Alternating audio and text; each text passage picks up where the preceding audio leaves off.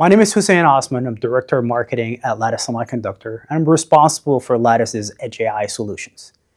In today's live demonstration, I'm going to show you two of Lattice's FPGA boards running our solution from Lattice SenseAI stack.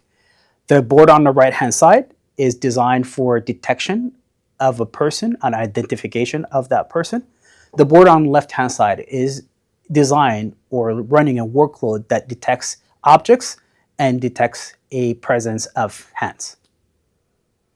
In scenario number one, as a user or operator approaches an industrial machine, they're detected and identified automatically, allowing for faster operation, more secure and safer environment.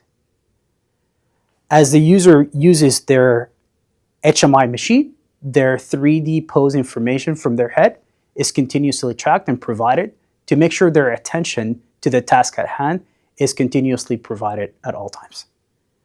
As the operator brings their hand into the area of work, their hand is detected and it's provided a way to halt the system for operation. Ready to bring intelligence to your HMIs? Start today with Lattice SenseAI.